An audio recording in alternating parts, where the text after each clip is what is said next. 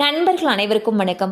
இன்னைக்கு நம்ம அந்த வீடியோல மீண்டும் தமிழகத்தில் பல மாவட்டங்களில் கனமழை என்ற தகவல் வெளியாகியுள்ளது. ஸோ அதை பத்தி தான் இப்ப நம்ம பார்க்க போறோம்.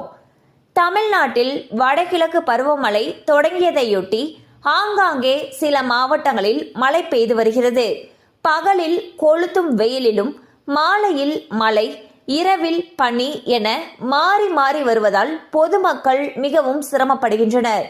இந்நிலையில் நவம்பர் 17ஆம் தேதி வரை தமிழகத்தில் ஒரு சில இடங்களிலும் புதுச்சேரி மற்றும் காரைக்கால் பகுதிகளில் லேசானது முதல் மிதமான மழை பெய்யும் என்று தெரிவிக்கப்பட்டுள்ளது. மேலும் நெல்லை மாவட்ட மலைப்பகுதி மற்றும் கன்னியாகுமரி மாவட்டத்தில் ஓரிரு இடங்களில் இன்று கனமழைக்கு வாய்ப்பிருப்பதாக சென்னை வானிலை ஆய்வு மையம் தெரிவித்துள்ளது. மேலும் ராமநாதபுரம், தூத்துக்குடி, கன்னியாகுமரி, திருநெல்வேலி ஆகிய மாவட்ட மலைப்பகுதிகளில் ஓரிரு இடங்களில் கனமழைக்கு வாய்ப்பிருப்பதாக தெரிவிக்கப்பட்டுள்ளது. குமரிக்கடலில் சூறாவளி காற்று மணிக்கு 35 முதல் 45 கிலோமீட்டர் வேகத்திலும் இடையிடையே 55 கிலோமீட்டர் வேகத்திலும் வீசக்கூடும்.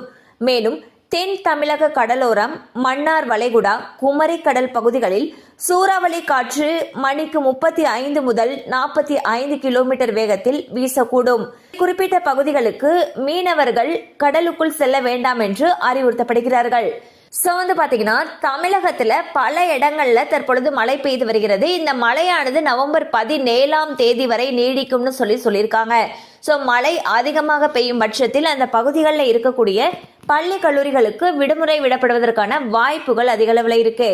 கண்டிப்பா அந்த அப்டேட் உங்களுக்கு பயனுள்ளதா இருந்திருக்கும் நம்புறோம். மேலும் இது போல அப்டேட்ஸ் உங்களை உடனே ரீச் ஆகணும்னு நினைச்சீங்கன்னா நம்ம சேனலோடு தொடர்ந்து இணைந்திருங்கள். தேங்க்யூ ஃபார் வாட்சிங்.